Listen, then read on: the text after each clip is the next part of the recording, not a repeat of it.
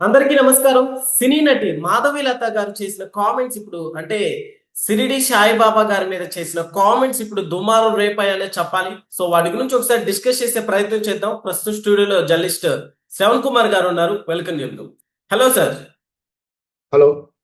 Yes sir. ఇప్పుడు మాధవీలత గారు చేసిన ఈ కామెంట్స్ ఎలా చూడొచ్చు అంటారు? ఎంత మటుకు వెళ్తాయి అంటారు? చదువుకోనప్పుడు బల్పమన్నారట, చదువు ఎక్కువైన తర్వాత బప్పమన్నాడని ఒక సామెత ఉంది. ఓకే. అట్లాగే ఇంకొకటి కూడా ఉంటుంది. అదేమిటంటే పిచ్చి ముదిరి ఇవేం కాయ అని చెప్పి గుండకాయని అడిగాడట. అంటే అది ఏంది అంటే ఇక్కడ వెర్రి స్థాయి దాటితే ఎలా ఉంటుందో ఇప్పుడు జరుగుతున్న చర్చ కూడా అలాంటిది. సాయిబాబా దేవుడు కాదు, కాకపోనియండి మీకేం నష్టం? సాయిబాబా దేవుడే అయితే ఏంటి? సాయిబాబా ఫకీరు అంటే ముస్లిం మతస్థుడే, తప్పేంటి? హిందువు కాదు, తప్పేంటి? అది వ్యాపారం జరుగుతుంది. సాయిబాబా పేరు మీద వ్యాపారం జరుగుతుంది. ఇవన్నీ ప్రశ్నలు. ఈ ప్రశ్నలతోటి ఈ మధ్య కాలంలో సోషల్ మీడియాలో చాలా రకాల చర్చ జరుగుతూ ఉంది. దీంట్లో ఈ మాధవి లత లాంటి వాళ్ళు, ఇంకా కొందరు ఉన్నారు, కళ్యాణ్ ఇట్లా రకరకాలుగా హిందుత్వం మీద మేము హిందుత్వం ద్వారా పోరాడుతున్నామని భ్రమలో ఉన్నటువంటి వాళ్ళు ఏం చేస్తున్నారంటే ఈ అనుచిత వాక్యాలు తరచూ చేస్తూ ఉన్నారు. ముఖ్యంగా అంటే దేవుని నమ్మేటువంటి భక్తులైనటువంటి వాళ్ళు ధర్మం నుండి సూక్ష్మాన్ని లేదా సారాంశాన్ని అర్థం కాని వాళ్ళు అరిపక్వతతోటి, అంటే పరిపక్వత లేని అజ్ఞానంతో మాటలు అన్నట్టు ఈ సాయిబాబా గురించి వ్యాఖ్యలు చేయడం ఒకటి. ఇక్కడ వాళ్ళ అక్కసు కనపడతా ఉంది. ఫస్ట్ ఆఫ్ ఆల్ ఏంటంటే, నేను హిందూ ధర్మం గురించి, సనాతన ధర్మం గురించి, దైవత్వం గురించి పోరాడుతున్నటువంటి నేను కూడా ఒక వ్యక్తిని అయినంత మాత్రాన సాయిబాబా మీద ఈ విధంగా వ్యాఖ్యలు చేయాలంటే నేను చెయ్యను. ఎందుకంటే హేతుబద్ధత ఉండాలి, మనం మాట్లాడే దాంట్లో ధర్మం ఉండాలి, మనం అనే దాంట్లో విచక్షణ ఉండాలి, వివేకం ఉండాలి. ఇక్కడ ఏంటంటే ఇంతకుముందు చెప్పే ప్రయత్నం చేసింది ఏంటంటే, హిందూ ధర్మంలో కానీ మతంలో ఏ మతంలో అయినా ఉంటుంది, ముఖ్యంగా హిందూ ధర్మంలో ఉంటుంది. ఈ మతాలు పుస్తకాల యొక్క సారాంశం ఏంటంటే మానవ సేవయే మాధవ సేవ అని చెప్పి సారాంశం. గీతలో కూడా ఆ సందర్భాన్ని చెప్తా. అంటే ఇక్కడ ఏంటంటే, ఒక మనిషికి సేవ చేస్తే కూడా ఆ దేవుడికి చేసినట్టే అనేది మనందరికి తెలుసు. అలాగే సహజంగా మనం దేవుడి నమ్మినా నమ్మకపోయినా చాలా వరకు చాలాసార్లు విని ఉంటాం. ఎవరైనా మనకు చాలా విపత్కర పరిస్థితులు, చాలా కష్టకాలంలో ఉన్నప్పుడు పిలవకుండా వచ్చో ఏ విధంగా పిలవచ్చు సహాయం చేస్తే అప్పుడు ఆయన అంటాం, దేవుళ్ళ వచ్చి కాపాడవు బాబు అంటాం. అక్కడ అంటే ఏంది? మనకు ఏదైనా జరిగినప్పుడు, సహాయం చేసినప్పుడు, ఆపదల నుంచి, కష్టాల నుంచి రక్షించేవాడిని దేవునిగా తలుచుకుంటాం. అంటే ఒక డాక్టర్ని, వైద్యుడిని మనం డాక్టర్ని దేవుడిగా కొలుచుకుంటాం. మా ప్రాణాన్ని నిలబెట్టే దైవం బాబు అని చెప్పి చాలా సందర్భాల్లో, అంటే క్రిటికల్ ఆపరేషన్ అయిన వాళ్ళకి తెలుస్తుంది అంతా కూడా. ఆ రోజు నుంచి, ఆ సమయం నుంచి ఆ డాక్టర్ని కూడా దేవునిగా కొలుచుకుంటాం. మనం రాజకీయ నాయకులు చూస్తూ ఉంటాం. వాళ్ళు చేసేటువంటి ఈ పథకాల వల్ల, అంటే ఇండ్ల నిర్మాణ పథకం కావచ్చు, లేదా ఈ ఆపరేషన్కి ఇచ్చే డబ్బుల వల్ల కావచ్చు. అంటే ఉదాహరణకు స్పష్టంగా అర్థమయ్యేంటే, వైఎస్ రాజశేఖర పీరియడ్ తర్వాత రాజశేఖర రెడ్డి గారిని ఇప్పటికి కూడా దేవునిగా భావించి ఇళ్లలో పూజలు చేస్తా ఉంటారు. అంటే ఇక్కడ మనం అర్థం చేసుకోవాల్సింది ఏంటి? తనకు అనుకున్నటువంటిది సహాయము నిస్సాయితలో ఉన్నప్పుడు చేసిన వాడిని దేవుడిగా కొలుచుకోవడం తప్పు లేదు అనేది నా భావన. అలాగే సాయిబాబా అనేవారు ముస్లిమేతర అనే విషయాన్ని పూజించే వాళ్ళు చూసుకుంటారు. మీరెవరు చెప్పడానికి?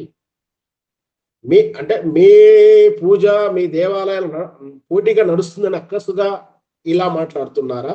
ఆయన ముస్లిం అయితే నమ్మిన వాళ్ళు పోతారు, నమ్మని వాళ్ళు పోరు. ఆయన అవతారాలు ఉన్నాయి, అంటే దత్తాత్రేయత్వం తర్వాత, ఇట్లా ఒక్కలకోట సాములవారి తర్వాత, ఇట్లా ఆయన కూడా ఒక అవతారము, ఇట్లా అని చెప్పేసి నమ్మే వాళ్ళు ఉన్నారు. నమ్మితే నమ్మనియండి, తప్పే ఉంది, ఎవరిష్టం వాళ్ళు. ఆయన ముస్లిమా కాదా అనేది మీరు తేల్చాల్సిన విషయం కాదు. నమ్మే వాళ్ళు వెళ్తున్నప్పుడు ఆయన ముస్లిమా కాదని వాళ్ళు చూసుకుంటారు. Number 1 point. రెండవది, అక్కడ వ్యాపారం జరుగుతుంది, డబ్బులు దుర్వినియోగం జరుగుతుందని చెప్తా ఉన్నారు. మరి అట్లాంటప్పుడు మరి ఈ దేవాలయాలను ఇంకొక దాంట్లో వ్యాపారం పేరు మీద నిధుల దుర్వినియోగం జరగట్లేదా అంటే దానికి సమాధానం చెప్తారా వాళ్ళు? ఏమీ చెప్పలేరు. అంటే ఏదైనా వ్యవహారం జరుగుతున్నప్పుడు దాంట్లో మంచి వచ్చేడు, ఆర్థిక నష్టాలు, ఆర్థిక లావాదేవీలు చిన్నపాటి జరుగుతుండవచ్చు. చట్టపరమైన చర్య తీసుకోవచ్చు, తప్పేం లేదు. అది షిరిడి సంస్థానం ట్రస్ట్‌లో ఇంకా కాదు, ఇంకా ఎట్లాంటి సంస్థల్లో కూడా జరిగినా కూడా చట్ట ప్రకారం చర్యలు తీసుకోవాలి. అంతేగాని మా దేవాలయం రావట్లేదు కాబట్టి అక్కడికి గిరాకీ పెరిగిపోయిందని చెప్పేసి అక్కసుతో మాట్లాడితే హేతుబద్ధంగా నిలబడదు. నువ్వు నిజంగా ఆయన దేవుడు కాదంటే దేవుడని నమ్మేవాళ్ళు పోయేవాళ్ళ పరిస్థితి ఉన్నప్పుడు నువ్వు అర్థం చేసుకోవాలి. అక్కడ ఎందుకు పోతున్నారు? ఏం జరుగుతుందనేది. ఆయన ఎస్ సార్. దేవుడైనా కాకుండా ఆ పేరు, ఆ వ్యవహారం దేవాలయ పేరు మీద ఉచిత అంటే దాన ధర్మాలు, సేవా కార్యక్రమం జరుగుతా ఉన్నాయి. సేవ చేసే ప్రయత్నం జరుగుతా ఉంది. ఆ ప్రయత్నంలో ఎక్కడో అక్కడ ఒకలో ఇద్దరు దుర్వినియోగం చేసేవాళ్ళు ఉంటే ఉండవచ్చేమో కానీ, ఆ ప్రయత్నం షిరిడి సాయిబాబా కాదు, సత్యసాయిబాబా ట్రస్ట్ ద్వారా కూడా చాలా సందర్భంలో చాలా ఆయన అనంతపురం రాయలసీమ ప్రాంతానికి నీటి ఎద్దడి తీర్చినటువంటి మహనీయుడు ఆయన. అందుకే ఆయన దేవునిగానే కొలుస్తారు. నిజంగా దేవుడు హిందుత్వం ప్రకారం ఉన్నటువంటి అవతార పురుషులు అనేటువంటి దేవుళ్ళా కాదా అనే ప్రస్తావన చర్చించదలుచుకోలేదు. ఎవరైతే మా మా ప్రజలకు ఈ కష్టాల్లో ఉన్నారో, ఎవరైతే ఇబ్బందులో ఉన్నారో వాళ్ళకు సహాయం చేస్తున్నవారు, ఆ సహాయం చేసే వాళ్ళని దేవునిగానే భావిస్తారు. అలా భావించడం తప్పు లేదు. నీకు నచ్చకపోతే నువ్వు ఉండకుండా ఊరుకోవాలి కానీ, వాళ్ళని ఈ విధంగా ద్వేషించడం, దూషించడం చేస్తే ఖచ్చితంగా చట్టాలుంటాయి. ఈరోజు అదే జరిగింది. చట్టాల ద్వారా కేసు పెట్టడం జరిగింది. వాటిని ఎదుర్కొంటాం. మాకేం కాదు, ఇంకెంత దూరమైన పోతామని చెప్పి వాళ్ళు రెచ్చగొట్టే వాక్యాలు కూడా నేను చూశాను. అది ధర్మం కాదు. మనకు చేతనైతే అంటే హిందూ ధర్మంలో నేను ఒక పార్టీ కాబట్టి మన విశ్వాసం తగ్గట్టుకు మనం దైవత్వం ఏ విధంగా నిలబెట్టుకోవాలి, మన పట్ల విశ్వాసం ఎంత రష్యా ఏ విధంగా అంటే జనాన్ని ఏ విధంగా ఆకట్టుకోవాలి మనం చూసుకోవాలి కానీ అతని మీద అనుచిత వ్యాఖ్యలు చేయకూడదు. ఎవరు చేసినా సహాయం చేస్తున్నాడు ఖచ్చితంగా ఆయన దేవునితో సమానం. సాయిబాబా ఏ మతం అనేది నాకు అనవసరం. ఆయన వల్ల సమాజానికి మంచి జరుగుతున్నప్పుడు నేను ఆయన కొలిచడం తప్పేం లేదంటాను. ఆయనే కాదు, ఇప్పుడు చెప్తున్నట్టు ఎవరైతే మాధవీలత కూడా ఏదన్నా చేసి సహాయం చేసి నలుగురు మంచి చేస్తే ఆమెను కూడా నేను దేవతగాను దేవుడిగాను ఇస్తా, తప్పేం లేదు. అది నలుగురు సాయం చేస్తున్నప్పుడు సహాయపడుతున్నప్పుడు వాళ్ళు దైవ సమానులే. మాధవ సేవ మానవ సేవే మాధవ సేవ అని నేను నేర్చుకున్నా, నేను చదువుకున్నాను.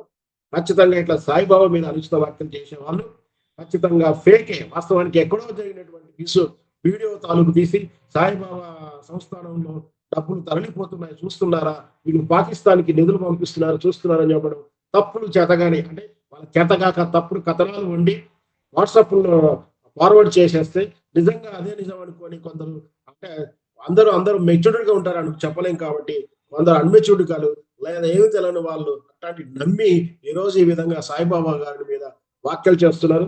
సాయిబాబా దేవుడా కాదని చర్చించదలుచుకోలే. సాయిబాబా పేరు మీద మంచి జరిగే ప్రయత్నం జరుగుతుంది, సేవ జరిగే కార్యక్రమం జరుగుతుంది. ప్రతిరోజు హిందువులు కూడా ప్రతి అమావాస్య అన్నదానం చేస్తారు, ప్రతి దేవాలయాలు అన్నదానం చేస్తారు, ప్రతి హిందూ సంఘాలలో కూడా రకరకాల విహెచ్ఎస్సి అట్లాంటి సేవా సంస్థలు వాళ్ళు సేవలు చేస్తున్నారు. వాటిని ఆహ్వానించదగింది. ఏ మతమైనా సరే ఎవరైనా సరే సేవ చేసేవాళ్ళని దేవునిగానే కొలుస్తుంది. వాళ్ళకు ప్రజల మద్దతు ఉంటుంది. నువ్వన్నంత మాత్రాన దేవుడు ఇంకోరు దేవాలయం ఇంకా అందుకని సాయిబాబా మందిరాలు ఊరు వాడాలు పెరుగుతా ఉన్నాయి, ఎక్కడ తగ్గట్లేదు. ఎవరి విశ్వాసాలు వాళ్ళు మనం ఏం చేయలేం. దాన్ని అమ్మిపోతున్నప్పుడు మనం ఎట్లా కట్టడి చేయగలుగుతాం? Okay sir, thank you.